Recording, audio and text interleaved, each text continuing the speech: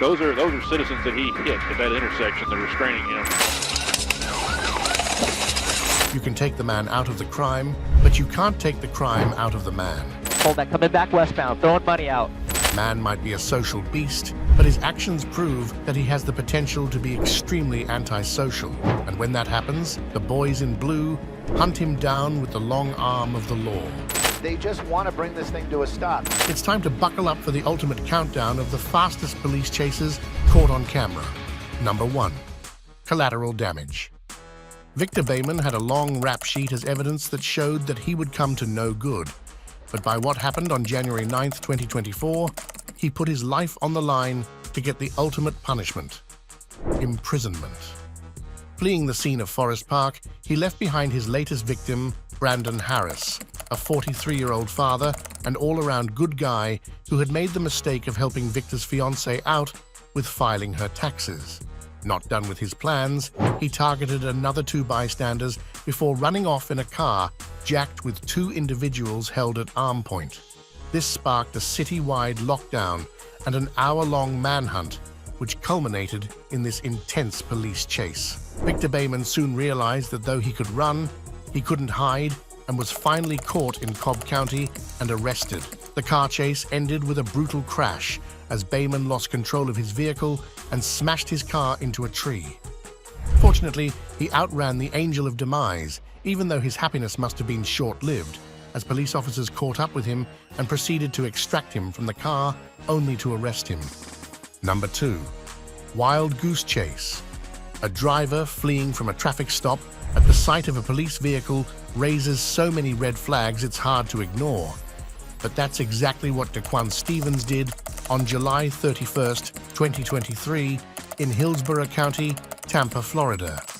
As soon as Stevens broke that red light, he proceeded to lead the cops in a multi-county chase. Stevens fled eastbound SR 50 into Sumter County and then northbound on SR 471 before making a U-turn on US 301 and traveling west on CR 470. He then exited onto westbound SR 44 and entered the parking lot of Pilot Travel Center, where the suspect was blocked in and taken into custody. Stevens was booked into the Sumter County Jail and faced various charges like fleeing, eluding, and reckless driving. So why did he do it? Well, having smokable grass and a warrant in Hillsborough for bashing domestic show of force would be enough incentive for a fool. Number 3. Thieves Get Caught. This incident shows that fools are a dime a dozen. This Einstein stole a Department of Homeland Security vehicle and took it for a joyride. On the morning of April 24th, federal investigators searched Travis Grigler's southeast Portland home, where they found the mother load of incriminating evidence against the child predator. They placed him in their vehicle without cuffing him, and he grabbed the opportunity presented to him. Grigler led police on a 60-mile chase from Portland through southwest Washington at speeds reaching up to 120 miles per hour. All this time, he had 2 firearms within reach in a lockbox. He finally crashed the SUV near Castle Rock, Washington, after evading spike strips several times before the front driver's side tire deflated. He lost control of the SUV, which flipped and landed on its hood. But this cat with 9 lives emerged from the wreck, only to be cuffed by the police. Number 4. Ending things. His story began a week before he opened fire in a liquor store and severely wounded the owner before fleeing the scene in Downey. He was tracked down by the police at Maywood, where he got into a black Toyo Prius with a female driver and made a run for it. At this point, the Los Angeles County Sheriff's deputies and officers from the Downey and Bell Gardens police departments pursued him. The suspect fired at the police before his vehicle had to stop behind several cars. Taking no more chances, the police opened fire on the suspect, injuring him in the process. Then, they sent in a K-9 to finish the job, which dragged the shooter out of the car. The injured suspect was taken to the hospital to get medical treatment for his injuries, while the driver was handcuffed and taken into custody. Number 5. Road to Nowhere. On the 22nd of November 2022, Kaufman County Deputy Constable Antonio Britton noticed a fake paper tag on a black Mercedes at 1 p.m. in Forney. When he tried to pull the car over, the 19-year-old driver, Emmanuel Arop Makubol, accelerated away, setting off a police chase. The chase continued along parts of I-30 and 635 in Dallas, Garland, Mesquite, and Rowlett for 2 hours and 45 minutes. He took the police along on a wild goose chase over the east side of the metro area, topping speeds of 100 miles per hour. The suspect eventually jumped out of the Mercedes, making a run for it by hopping fences and running in between houses in a North Dallas neighborhood, but had to give up when Deputy Constable Aaron Ross and K9 Tina cornered him. His game was over due to the stash of banned substances the police found in his Mercedes. Number 6. Street Justice. On February 13, 2018, Artre Alexander 40 carjacked a Dodge Challenger at a convenience store in the 3000 block of Grand Avenue near Fair Park.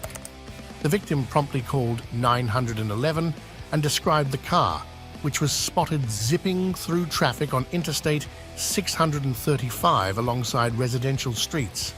It was a disaster waiting to happen, which occurred when the driver rammed into a family minivan parked at a red light at Walnut Hill Lane and Abrams Road. Incensed, the driver of the hit car, Jessica Leisman, and her boyfriend Charles Cook jumped out of their van in a rage, ready to confront an irresponsible driver. When they realized that this driver was trying to outrun the cops and drag the suspect out of his car, they were willing to show him no mercy as he tried to flee the scene and dragged him to the ground. The Good Samaritans did a spectacular job of making a citizen's arrest. Number 7. Double Jeopardy. You might think getting rear-ended is a hard deal, but this guy not only smashed his front into a building, but got rear-ended with extreme prejudice. So what did he do to deserve it? On July 13th, 2022, Johnny Santiago got into a heated argument over handing over the keys to his father's Ford F-150 to him. His mother heard it, as it had happened on the phone, before it ended with what sounded like bangs. The police in Santiago's family scoured the woods behind the house for any traces of the suspect or his father, 52-year-old Juan Santiago, who had flown in from New York to Deltona to check on his son. Meanwhile, Johnny was spotted at a Walmart in Lake County, and he fled from the police. The suspect was most definitely armed, as he missed no opportunity to discharge his firearm at the police cruiser, tailing him at high speed. But he got his just desserts as he crashed headlong into the traditional congregation of Mount Dora, where he was apprehended by the police. Number 8. Wild Ride. On May 21st, 2018, Ronald Clinton carried out a shoplift in a local Walmart. When he was cornered by the authorities and was told to stop, he refused to comply, which kick-started a reckless police chase on the I-140. The chase went near the Cracker Barrel, continuing eastbound past the Martin Luther King exit ramp toward mile markers 282 and 283 in West Memphis. The officers chasing him applied various maneuvers to bring his vehicle to a stop, but he kept evading them.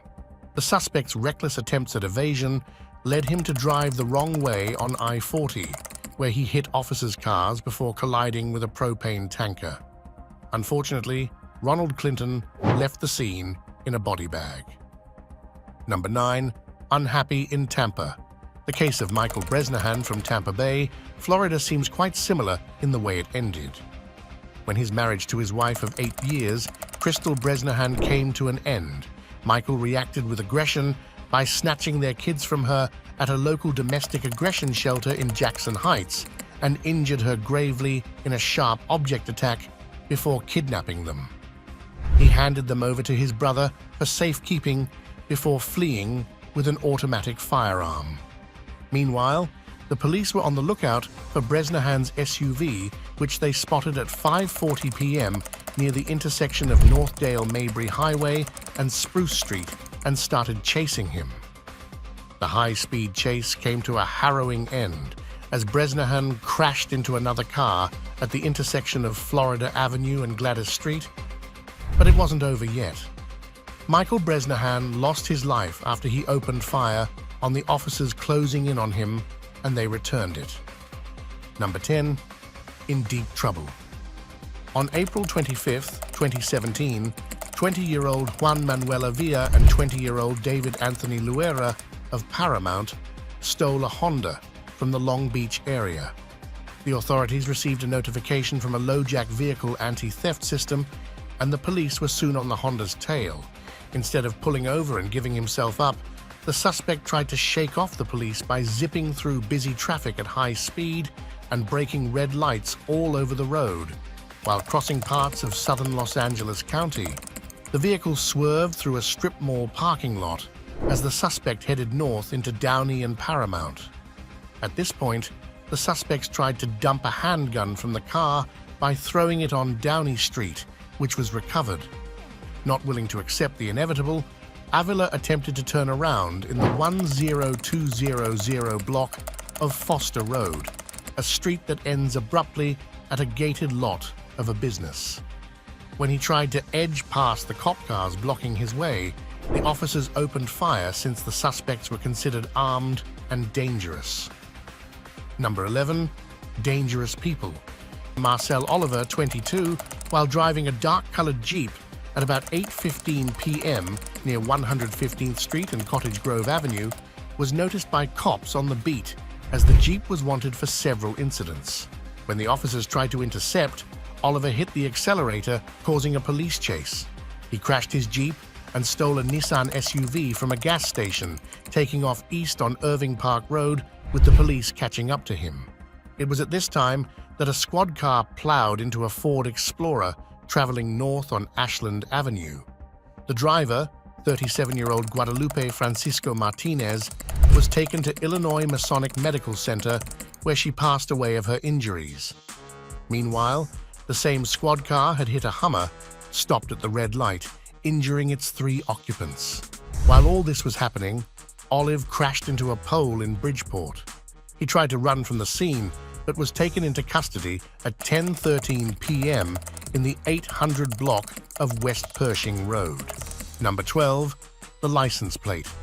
On the 2nd of January 2022, a Las Vegas police patrol noticed a gray Mercedes-Benz, but when they ran its plates, they discovered they were stolen. The car was being driven by a man with a woman in the passenger seat. Let's call them Bonnie and Clyde. When the police tried to stop them, the driver hit the gas. But the driver soon lost control, with the vehicle spinning out near Duneville Street and Oakey Boulevard. Instead of giving up, this famous couple wannabe made a hilarious getaway on foot. Though Clyde hopped over several walls and attempted to get into a home on Danville Avenue, his Bonnie gave up and was taken into custody. The same fate met Clyde, who was arrested from his hideaway soon. Number 13. Robbers or Robin Hood. On September 13, 2012, South Los Angeles became the scene of a police chase that went on for hours. The culprits in the vehicle were suspected to be behind a Bank of America stealing incident on Soledad Canyon in Santa Clarita. The suspects led the LA County Sheriff's deputies on a chase on the 5, 101, and 210 freeways and along surface streets across LA. A suspect in the back seat had a bright idea of throwing handfuls of money out the window as bystanders and residents scrambled to pick up the cash. Smart move or not, it was evidence of a bank heist, and also brought this dog and pony show to an end when the suspect's car was boxed in by a truck in the area of Kansas and Vernon Avenues at 11:23 a.m. The officers unceremoniously dragged the suspects out of the vehicle even as the locals clapped for them. Number 14. Police pursuit. It all started near 39th Street and the Paseo in Kansas City, Missouri at nearly 1 p.m. When this suspect was flagged down by a patrol car, he decided to get away by leading the cops on a chase. When a young child was spotted in the back seat, the officers in pursuit adopted a cautious approach and chose not to use lethal force. What followed was a calm and collected chase, conducted staidly. Despite being given such a long leash, the driver seemed to lose control and plowed into a streetlight near 44th Street and Gillum Road giving the cops the perfect chance to close this chase peacefully. The driver was taken out of the car and arrested while the kid was kept in custody until a relative could pick him up. Number 15. Dangerous Pursuit. Up next is another hilarious yet sad tale of Pedro Taylor, 30, and 27-year-old Jason Hadley of Harcourt Road, Birmingham. The two tried to force open a cash machine outside a Waitrose in Kenilworth with various tools like grinders and circular saws. All the ruckus woke up the residents at homes overlooking the Bertie Road shop, who called 911. As the cops arrived on the scene, the unlucky thieves sped off empty-handed. Police from three forces, Warwickshire, West Midlands and Staffordshire, as well as a police helicopter, followed their stolen Audi on a high-speed chase on the M4. It was a useless exercise as they were detained in Mile Oak, Tamworth. Number 16. Party Bus Thief. This thief, who thought it was a good idea to steal a limo bus from Mar Vista, San Diego. Naturally, there was only one way this thing was going to go, which was across state lines into Brentwood, with California Highway Patrol taking over the chase. It seemed like a good point to give up, but this thief decided to enjoy their 2 minutes of fame and continued north along the 405 freeway into the San Fernando Valley, with speeds reaching as high as 80 miles per hour. Not done yet, the suspect transferred to the 5 freeway from where they turned on the 14 towards the Antelope Valley area and exited the freeway in Palmdale on Sierra Highway. Now, it was obvious that this suspect had big plans to ride this bus into the sunset, but fate had bigger plans. That included the bus rear-ending a silver 4-door car on the highway. Surrounded by the police, the driver had no option but to give up. Number 17. The UHaul Chase. This entry is another surprise, but this time it involves a U-Haul being chased by the police. The U-Haul's driver was one Abdullahi Hassan Sharif, who had been involved in 5 attempts of unaliving incidents, and like any good lawbreaker, he was on the run from police. The police had set up multiple checkpoints, one of which was positioned on a major route on 112 Avenue, just west of Wayne Gretzky Drive, where the suspect was stopped. As the officers approached the U-Haul, the driver broke through and raced down the road with the police cruiser chasing after it. The U-Haul tore through residential areas and across the Dawson Bridge before it left the river valley and turned west onto Jasper Avenue. When it turned north onto 109th Street and then into an alley by a pub called The Pint, it started hitting passengers. A tactical team Suburban intentionally drove into the truck and flipped it onto its side, after which the suspect was subjugated and handcuffed. Number 18. Fatal Pursuit. This video proves that high-speed chases end badly with either the suspect going to jail in handcuffs or home in a body bag, which is exactly what happened to the driver of this Dodge Ram pickup truck. On the night of March 24th, 2022, the pickup was stopped along I-95 for going 90 in a 60-mile-per-hour zone, or in other words, a moving violation. The driver was asked to step out of the vehicle, to which he complied. But when the passenger was asked to do the same, he shimmied onto the driving seat and took off.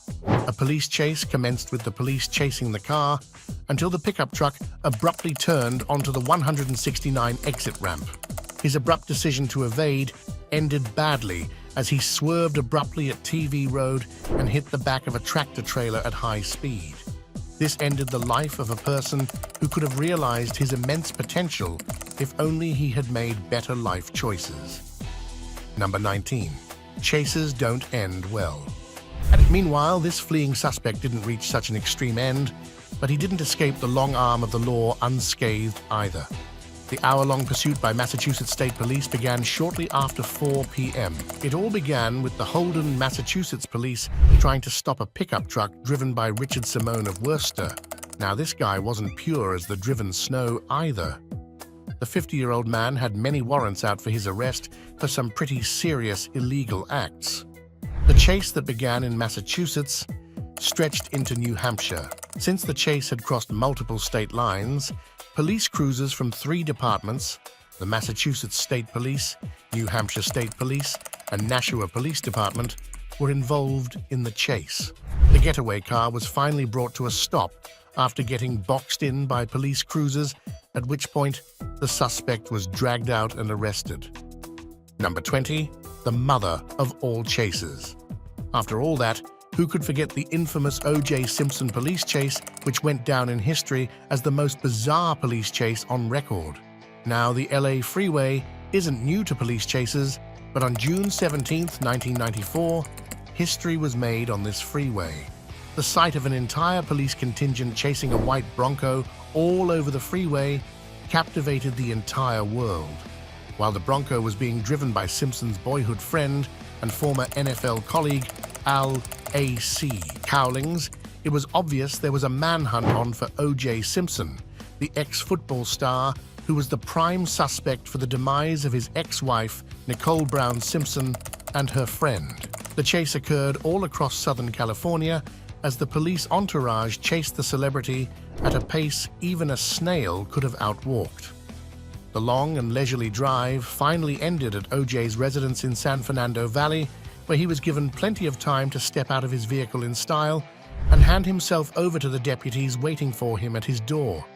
Needless to say, the slowest police chase ever ended well for O.J., but his ex-wife hadn't been so lucky. Good or bad, police chases always come at a high price, even though the thrill of the chase might be addictive. Why do you think people choose this path of evasion, and do you think it helps? Let us know your views in the comments below and join us again for a wild ride.